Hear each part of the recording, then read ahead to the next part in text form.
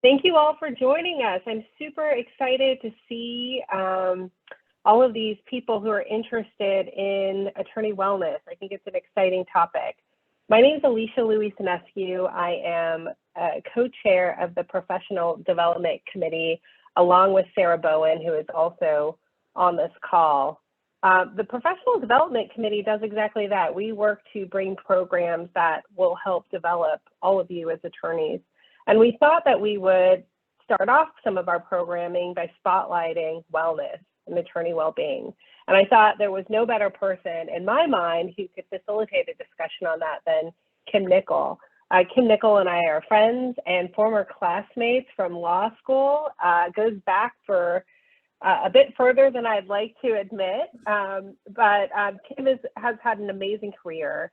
She started off in corporate working for a legal publishing company, and she did that for 6 years prior to going full-time as a life coach, focusing on wellness and helping people in our community with some of the issues we're facing. So with that, please welcome Kim Nicol. Thank you so much, Alicia. I'm glad to be here with all of you. I will make sure that we end right on time because I know you probably have some really full calendars. And I see some notes coming in about why folks were interested in here. And so one of the shares is I feel myself aging physically and I want to live the next 40 years of my life more deliberately and intentionally. I want to give a virtual high five to that. Yes, I think we can all get on board with that. And also curiosity to see where this goes. Seems a worthwhile topic to explore further. As Alicia mentioned, we met in law school many years ago, and I'm very curious to know for the folks that are on this call, how long have you been an attorney? 6 months, 6 years, 60 years, but give me a sense of like who's in the room. How long have you been a lawyer? Okay, 15 years. Law student, amazing, welcome, getting the jump on it. Thank you, law student, for being here. 14 years, 11 years, 6, okay. So, and 4 years, great. So I love that we're seeing a range. I love that we're seeing folks who are both early in their career, just getting started, and folks that have been here for a while. Oh, and we have the chat open, and you can also private message me if you ever feel like you want to share something, but you maybe don't want everybody to see it. We also have someone graduated from law school 25 years ago. Where does the time go? So one of the reasons I asked and why I love this topic is because wellness is essential to having a long, satisfying career and a long, satisfying life, right? And what I noticed is that in the legal profession, there seems to be a lot of acceptance around burnout and things just being hard, and you kind of have to just suck it up and just be tough, and that's just how it is. And I remember thinking that's kind of a fascinating perspective, given that the profession of law is the profession of advocacy. And yet I was noticing there were a lot of ways that within the profession, lawyers were kind of hesitating from advocating for their own well-being. And I got really curious about why that is. And if we wanted to bring more wellness into the life of lawyers, how would we do that? And why does that matter? And then in the last 2 years, the pandemic happened. All these things have created this real pause in how we think about how we do work, what it means to like be professional. And I'll give a specific example of that. One of my clients said that before the pandemic, all of the meetings were in person with her clients. And she had this one client who was kind of a very serious person. And then when they went into the pandemic, all the meetings went on to Zoom, and she was Zooming from home, and she has a cat. If anyone here has a cat at home, you might have an idea of where this is going. But she was on a call with this client who was like this very sort of serious, like buttoned up person. And while she was on this call, her cat walked by her screen, and she initially was horrified. She's like, oh my gosh, like I suddenly feel so unprofessional. But what happened was this client saw the cat walking across the screen. he lit up and he's like, oh, you have a cat too? And all of a sudden they were connecting as humans. And it began to just make her question some of the assumptions she had about what does it mean to be a successful attorney? What does it mean to be a human? And how might some of those assumptions be changing? And I'm seeing this in every industry because the work I do with clients is across not just the law, but in so many industries. So I wanted to bring this topic of wellness to you. And the way I want us to think about it, so I want you to think about wellness as something where there are a few different pieces to it. And if one piece is chronically out of balance, it can throw everything into disarray or challenge. And you can think about it almost like the wheels on a car. So if you're a person who likes to take notes, you're going to want a piece of paper and a pen, because I'm going to walk you through an exercise to help get a little more awareness about kind of how balanced your wellness vehicle is and how to think about what to do and why it matters. Okay, so there are 4 wheels on this wellness car. And I want you to imagine that we are taking a top-down look on your particular vehicle. It's got 4 wheels.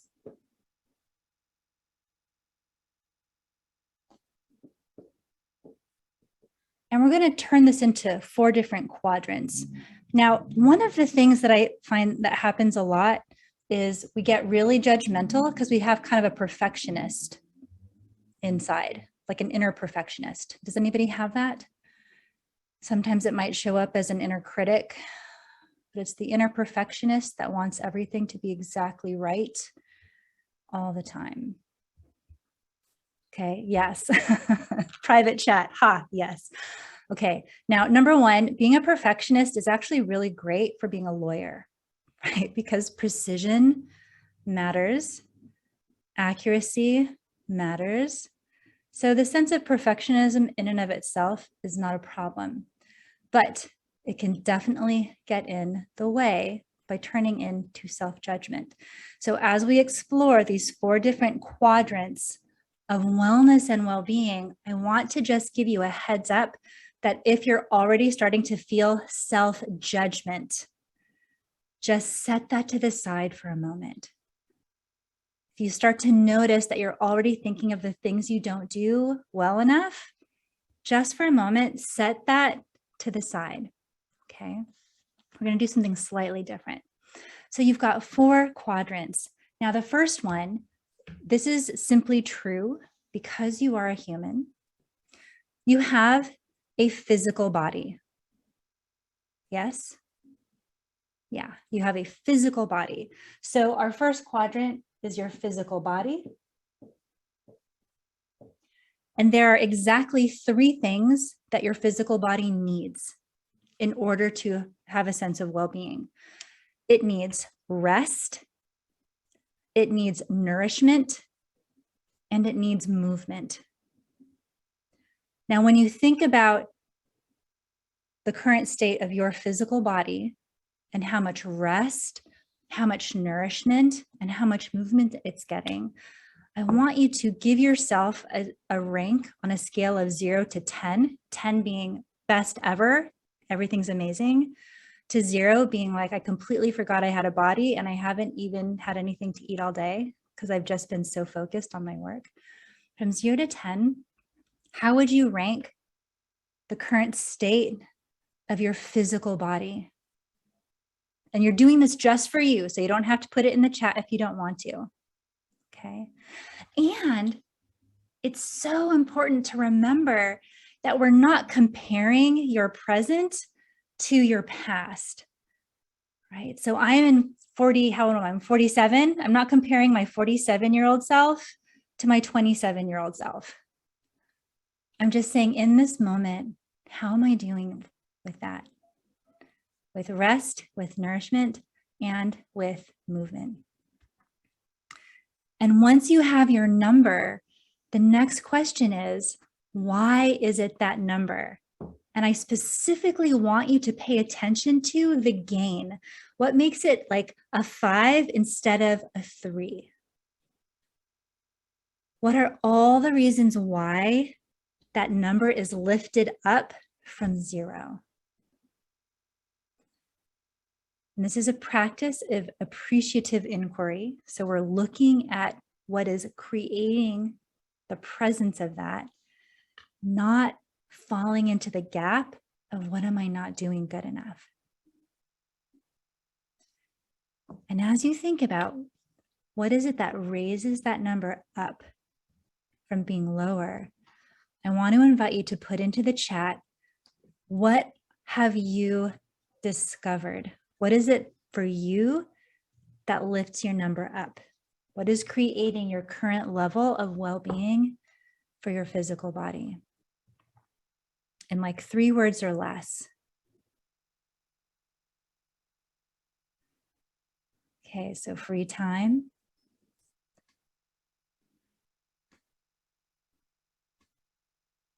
Okay, looks like some folks are getting some sleep.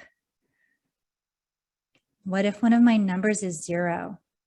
Yeah, so what makes it 0 and not a negative number? Right? And this is also, it's interesting, we can also be very hard on ourselves. If you're being generous with yourself, right? What would make it what it is? Adequate sleep. Okay, number increases when I'm deliberate and prioritize myself. Yeah. I mean, you might even say, well, my number is a 0 right now on sleep because my sleep has been terrible. But, you know, I did drink a glass of water today, so at least I'm hydrated. We want to look at what are we doing that is lifting that number up. And it is helpful to remember that in the course of your life, the exact combination of elements will be different because your body is always changing and your needs may change. If you have small kids, your sleep is going to look really different than if you don't. But give yourself credit for the things that you're doing well. That is one of our wheels on this vehicle of wellness, physical body. Okay. The next one we're going to go to, we've got so much to cover today. I want to make sure we get to all of it so that we get you out on time. There will also be time for Q&A at the end. So if you've also got questions, just know that we will have time for that. So number 1 is physical body. Number 2 is emotional body. I'm just going to draw a heart. An emotional body is the part that feels connected in healthy, supportive relationships. It's the part of you that feels accepted. It's the part of you that feels, oh, like this person gets me. And you can have that at work, at home, in your family, with friends, in your community. But that second part of well-being is like we are social creatures and we need to feel a sense of belonging, a sense of being accepted, a sense of connection with others. And so we want to check in and also ask, on a scale of 0 to 10, where is that number for you right now? And then what is it that lifts that number up?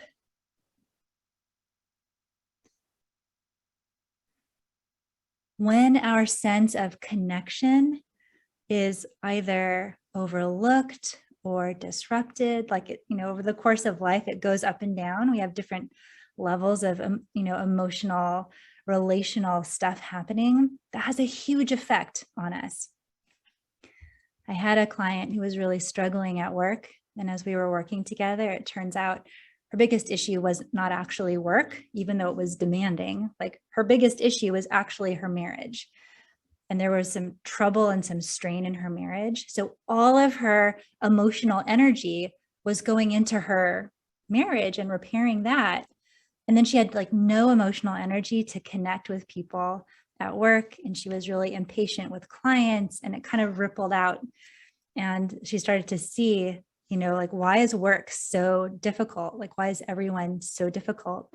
And she realized, oh, I just have no energy. Like all of my emotional well-being is being drained and sucked away by all the effort I'm putting into this super important relationship in my life. So it can be so helpful to notice, like, where are we tending to and caring for our emotional life?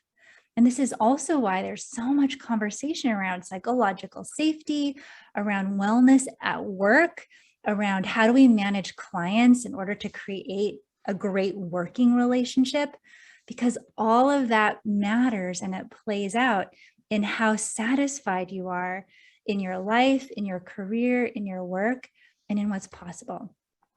And it's interesting too, because this can also change over time, and it can change also with respect to where you are in your career. So be mindful of, how is my emotional well-being being cared for? Is it being nourished? Do I have that? Okay, moving on. Our third area is our mind, our intellectual well-being.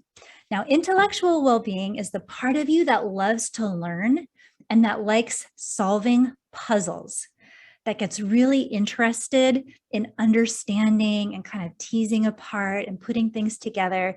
And often, like in the legal profession, this part can get a lot of exercise and a lot of activity, because there's always changes and every client is different. And it can be really engaging to get deep into understanding and puzzling through the different challenges that come up. When we get out of balance, though, on the intellectual part, we know we're out of balance if we're either feeling really stale and stagnant, like you feel like you're going through the motions and you're not actually learning and growing. So that part is not getting sufficiently engaged. Or on the other hand, if you cannot turn your mind off when you're trying to sleep, like your brain is still active and revved up. Or as one of my other clients came to me because she said, I love what I do and I'm really good at it, but I can't stop thinking about work. Like even when I'm with my partner, part of my brain is trying to solve a client issue. Even when I'm out with my friends, even when I'm taking my dog for a walk, part of my brain is still doing work. And she's like, how do I stop doing that? Right? So we work on that. So being aware of, is that intellectual mind place out of balance? Is it feeling more draining rather than growing and interesting?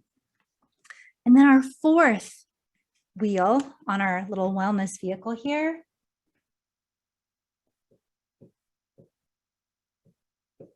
is spirit, your spiritual self.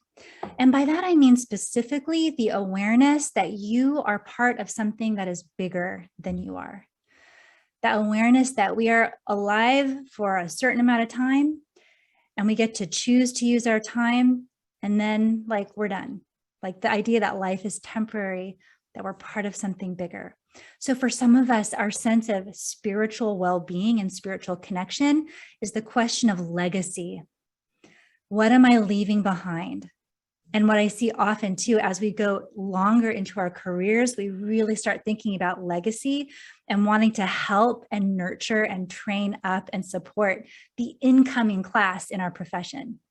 Like we work so hard to learn things, and then we want to go into mentoring or coaching or just helping change your industry to make it better for the incoming class. We also can think about our kids, our family, the people that we are connected to. We can also think in terms of nature. So for me, part of that sense of spiritual well-being and spiritual connection comes when I am at the beach and just looking out across the ocean, and it is so big, and realizing I am just this small person in the world. And here I am, like the ocean will be here after I leave. And I get to be here just for this moment. And we know when that sense of spirit is disconnected, also, it's like when we get so stuck in the weeds that we lose picture of the why. What's the bigger why? Why am I doing this? What is this for? And what's interesting is that we can often start on a path with one idea of why we want it or why it matters. And as we go, that can change. And sometimes what happens is we reorient and say, I got into this profession for these reasons. And after I was here, I realized what I care deeply about is this. And now the reason I'm in this profession is because this purpose or this sense of like meaningfulness, like this is what it's all about.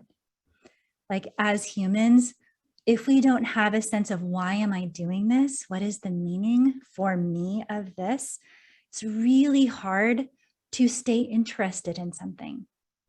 So that sense of spiritual well-being, also a sense of purpose, a sense of why things matter, and a sense of what is your personal relationship to that.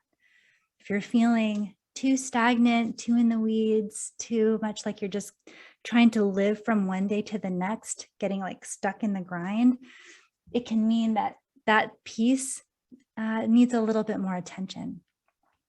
So with each of these quadrants, it's very helpful. You can think of it too as like a dashboard, and to pause and ask yourself, where am I right now with all of these? Like from 0 to 10 for each one of these. And why is it the number it is and not 0? And, if you find that there's one quadrant that seems really that's really missing in your life, that is valuable information. Because if wow, I really lost sight of the picture about why I'm doing this. I really lost sight about why I want this. That's a good sign to pause and now start to do the work to understand, how can I bring this part back online? And you might be noticing that even though like each wheel is a separate kind of domain, they're all related, which is why if you neglect one completely, it's only a matter of time before the others get pulled out of alignment as well. And the benefit is that you don't need to address all of them at the same time. Choose one, because whichever one you choose, it will also ripple out and affect the rest. So you might choose, like my relationship with my partner, I've really been kind of neglecting that, and it might be, we've been together for 10 years and I feel like there's nothing new to learn about this person because we know each other so well. But maybe that's actually a sign to let's get curious. Let's put more energy and attention into this partnership. And maybe we do that by, doing something fun together. Maybe that means let's cook together. Let's nourish the body while we nourish our partnership and our relationship together. And all of this matters because when we are not tending to that well-being of who you are as a human, it makes it so much harder to then show up in your professional context and to do your work at the highest level and in the way that is satisfying and sustainable. And this brings me to the next thing I wanted to share with you. So I'm going to erase this. So take any drawings or notes that you need. So this is you today, right? This is you today. And this is your past self. And this is your future self. Now, we always want to begin with the present moment. Here's where you are now. The only reason you're here now is because your past self made some decisions and walked you to where you are right now. Now, if we're simply kind of repeating everything we've done in the past that brought us here, then that's also going to drive where we go. Which is why it's really important to pause and ask, how is the balance and shape of my life right now? Do I like it? Is there anything I want to adjust? Now that I've learned so much more about this profession or about myself, is there anything I want to do differently going forward?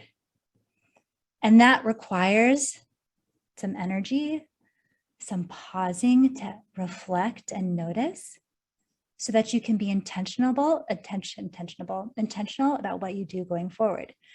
And this also becomes important to pause and check in with where you are, because so often, especially in the legal profession, when we start, one of the highest values in the beginning is being a very steady workhorse.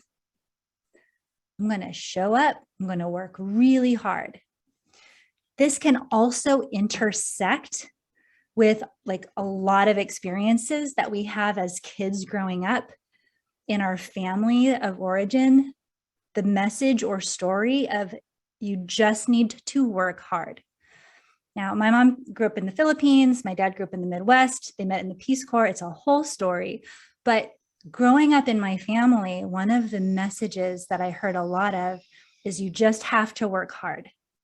And with the clients I work with, and especially those who are first or second generation who have an Asian American background, this story of you have to work hard comes up a lot. And that can be super valuable, especially in the beginning. But at some point, I want to offer that that no longer becomes the most valuable guiding principle. And one of my clients said it best. She's like, I don't want people to think of me as just a strong workhorse.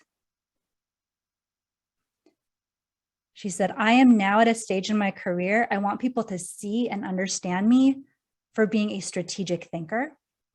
I want people to see and understand that I am really good at client relationship building, that actually my empathy and my ability to understand the emotional situation with clients is of extraordinarily high value. And you don't get that just by being a workhorse.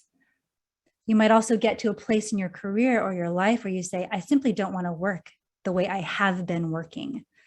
I want to do something differently now. And so having awareness of the story or the value or the way that you were making decisions that got you from beginning to now, that may not get you to where you want to go going forward. And this speaks to both in your sense of wellness, right? But also like who you are in your career at this stage. So this sense of what is it that I want now? When I ask my client, what do you want people to think about you if it's not just being like a good workhorse, right? Because what that was turning into was she would just take on all the work. And she was trying to be helpful, but it was really getting in the way. And she said, well, I want people to think and to know about me, right? That I'm a strategic thinker, that I'm really good at managing client relationships. I also want them to think of me as someone who is selective, who takes on the highest value work, the work that makes the biggest difference, that I use my time well. And that played into that strategic thinking piece as well. So this matters because when we are feeling like we have to do everything and we have to do everything at the highest level, tying back into that sense of perfection, right? If you were a person who felt like you had to get all A's, you had to be good at every subject, by the way, that was me, then you know that that gets really exhausting after a while. Just doesn't, work in the same way.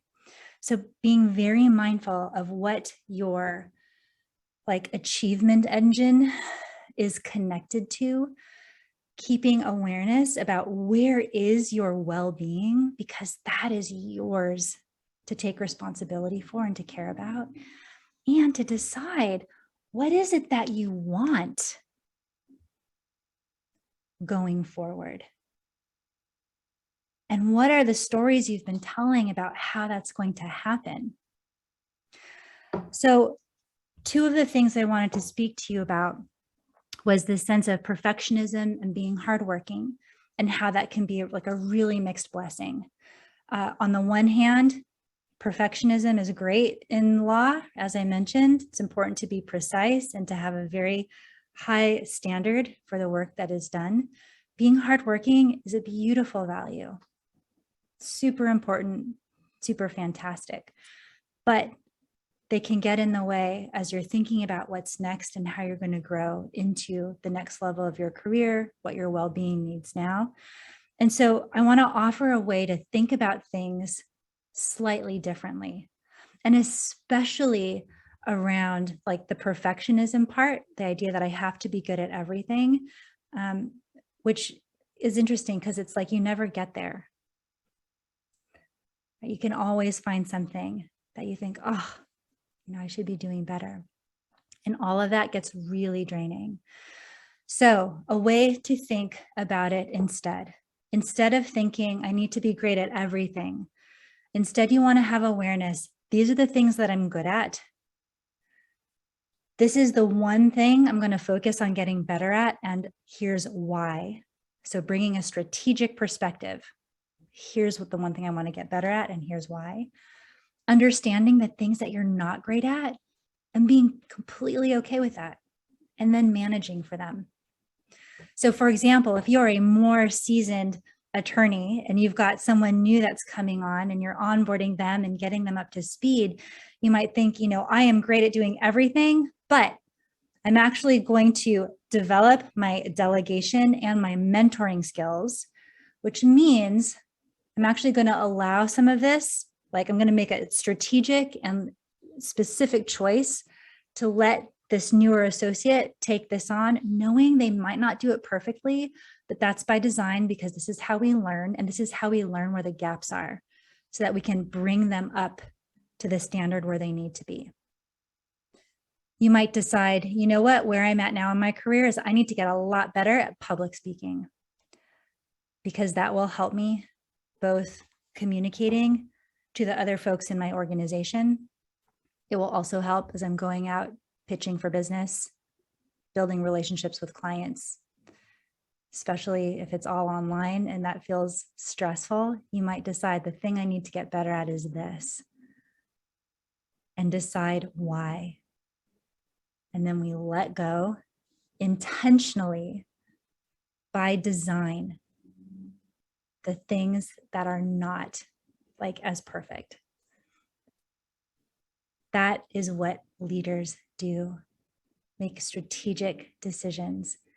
And, because you are the only person who has direct access to how you are doing, you are the only person who is best positioned to know what you need and to know what to adjust in order to make things better.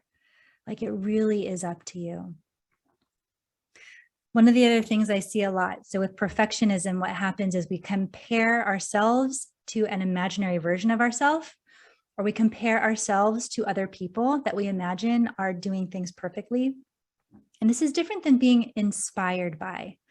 Like when we are inspired, we can see someone as an example of what's possible and feel energized, like that looks great. I want that too. So I'm going to move in that direction. And we do that either, with all kinds of things, with our career, with our, how we live, like how we spend our free time. It shows up in a lot of different ways. But what I'm talking about is the comparison that makes you feel drained. The comparison that says you're not good enough yet. The comparison that says you need to try harder. The comparison that says you need to prove yourself. And this one gets super tricky because it also intersects with if you're a person who is underrepresented in your space. That's one of our survival skills, is to assess the situation around us and then try to match it so that we can create like belonging and safety. But it is a very difficult long-term way of designing your life and making decisions. So as you think now about what's possible in your career and your life, the first place to begin, number one, we want to check in with your wellness, because that's Super important, regardless of what you decide. And then we want to know, like, where are you? What's happening now? What are the things that are working well? What is it that you love about what your current career and life is? And what have you learned or what has changed about what you want? Sometimes when we start out, we've got really strong achievement engine and it will get you to here. And then you get here and you say, I worked so hard for this. Do I even want this anymore? Or what do I want next? Or this is not what I thought it would be. And that in the present moment is where we then get to make decisions about what do you want next? And that will require making some different decisions about how you get there. It can be a little bit scary, right? Because we have a certain momentum when we've been operating from like just work hard, it has to be perfect, right? It can be a little scary to learn how to do it differently, but it's valuable because that's how you end up creating something that feels like you chose it rather than it just kind of swept you up. And that's where you get to decide, yeah, like this is what I want, and I want to do it in this way. And honestly, there's never been a better time to begin to question, like, what is possible? How do things work? And what is it that will best support you along the way? Now, I want to share a resource with you into the chat. Several years ago, I did a CLE for a company called Lawline. It's still online, and I still get people emailing me, telling me how much it helped them. And I'm most proud of this. I've had people email me saying, this is the best CLE I've taken in 10 years. Which I think is saying something, right? So I want to share it with you, and the specific link you're getting in the chat. So like extra bonus points for you for being here live. The link in the chat will get you free access to it. So it'll save you some money that you can spend on something else for yourself. But I wanted to share that with you because you can log into that. It's pre-approved for CLE credit, and it gives you some of what we talked about, but it also kind of knits together some more of like the, you know, the legal profession things that, you know, create the CLE like satisfaction checkbox. So go use that. And the other thing I want to share with you is that, like, if what we're talking about today resonates with you, and if it's something you actually want to slow down and dive into for yourself, you're welcome to schedule a consult with me and we can talk about it. So I'll put a link to that in the chat as well. And you can find a time that works for you. I'm happy to talk you through any of this in more detail, specifically for you, and how to put it into practice to make some changes. When you're checking in with where you are now, have some grace. It is not easy being a human. It's not easy being a lawyer. It's not easy living in the world, especially the last couple of years.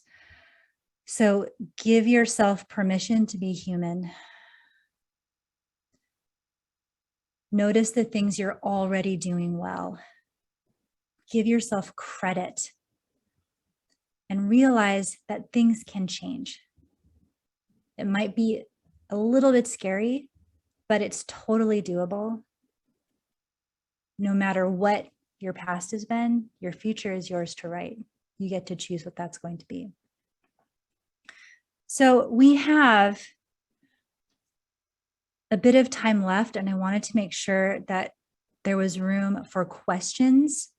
And also, if anybody wants to share their experience about what you have found either works for you around wellness, around creating a sustainable career, and especially for the folks that have been practicing for several years, like what wisdom would you offer to someone who is early on their journey? We do have a law student joining on today, so this is an incredible moment to offer some perspective. Yeah, Aya says, start now. And meditation practice. Yep. Okay, there's a question in the chat. What if what I want to choose to do and what I am able to choose to do based on family responsibilities are two different things? That becomes a question of timing and perspective. So sometimes things seem either or, right? Rather than saying, okay, let's get a really clear assessment of what's happening now. And let's start thinking about what you want and how to get there. So it simply can be a question of timing and then setting yourself up to kind of come into the position where you're able to have what you want. Like, this is what's so interesting. I often see, if you're in law school, if you become a lawyer, it's because you're very like intelligent, hardworking, goal-oriented. Like, you can't get through law school without those things being true. And if those things are true, then it really becomes a question of, are you directing all of that ability towards something you actually want? Or are you directing it to what you think you're supposed to want or what you see other people wanting? So often, remember, the things that we see are not the whole picture. You have all this peripheral vision and everything that is behind your eyes that exists, but you just don't see it yet. Finding support and caring mentors in the legal field to act as a sounding board. Oh, yes. And check in when you're stressed and out of alignment. Yeah. And I would add too, notice when you're stressed and out of alignment. Because what can happen is you start to absorb the stress, you adapt to it, which is a valuable skill. But then you don't even realize, oh my gosh, I am so stressed. I don't even know what it's like to not feel this feeling of pressure. So you want to have a sense of, when I am stressed, how does that show up? What do I do? Do I not sleep? Do I not eat? Do I disconnect from people I care about? Do I hide? We do that too. We hide because we think I should be able to do this all. Maybe there's something wrong with me. I don't want people to think X, Y, and Z about me. So we cut ourselves off from support. So yeah, +1 to the note in the comments, find supportive and caring mentors in the legal field to act as a sounding board and check in with when you're stressed or out of alignment. Excellent. What else is coming up for folks? What are you noticing?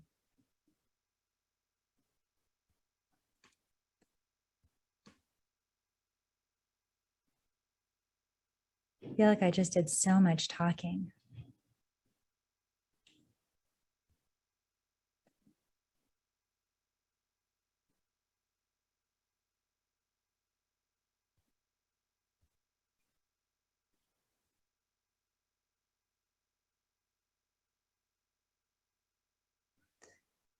Okay, a note in the chat. Being true to yourself. What do you really like to do? What kind of work makes you happy? As lawyers, I think it's hard to admit or acknowledge what you don't like or aren't good at. Yeah, because doing so might feel like a failure. But I think digging deep will help you identify your path to success. Yes, and I'll add, it's interesting. So a lot of folks come to me when they're starting to go into like higher levels of their career and they feel more pressure, right? And it seems counterintuitive, but it can be like, I've gotten this promotion, I'm now working at this higher level, and I still feel like even more pressure, and I feel worried that I'm not going to live up to the expectation that this title or that this role has. And it's interesting to also realize, like, everyone else at that level is also a human, not perfect at everything, and that's okay. Like, the title isn't a requirement of perfection. It's more like just telling you where you are. So re-understanding your sense of what does failure mean? What does failure feel like? And being able to manage your own mind and your own heart around that become really helpful. Otherwise, it becomes very easy to just burn out, which I would rather have you not do. Another note in the chat, I found it useful to do a personality test recently. Understanding who I am and how I react to life was illuminating. Yeah, plus one to that. I mean, I'm a coach, so I love any tool that helps you learn more about who you are and why, right? Like why things are happening for you in the way that they are.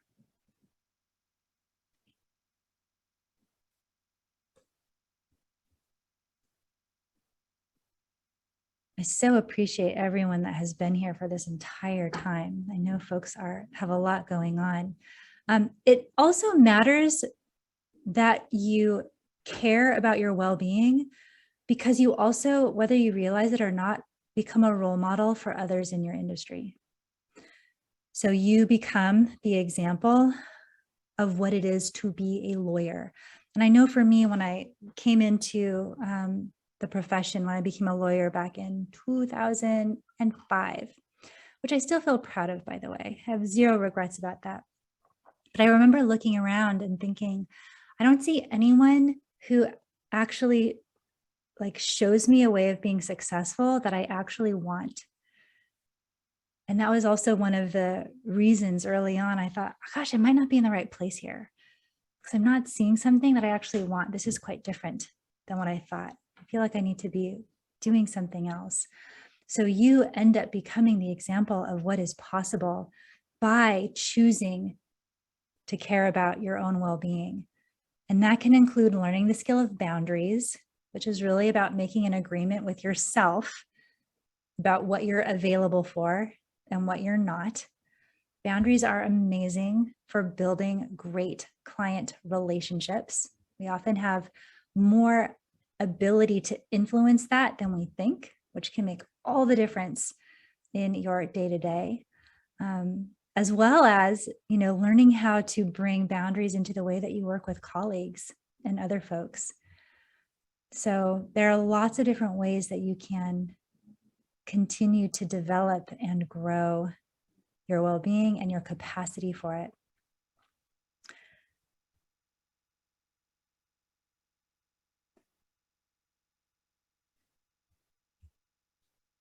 Okay, what else is coming up for you all with all of this information and perspective?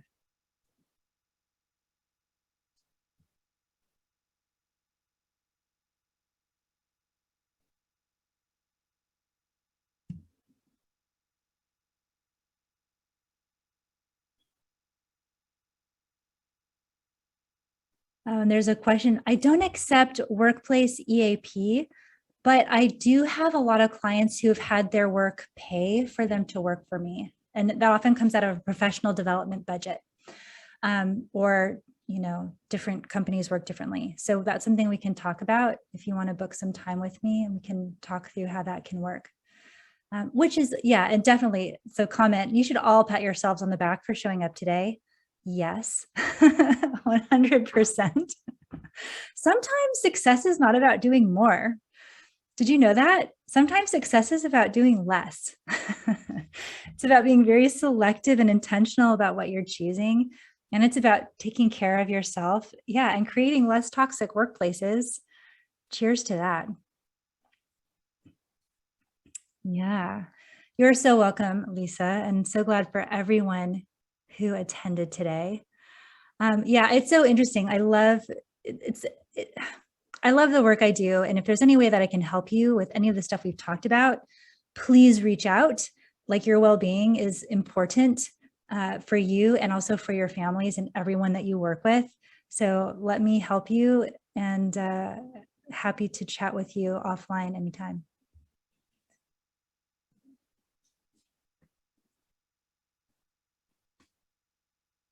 You are so welcome.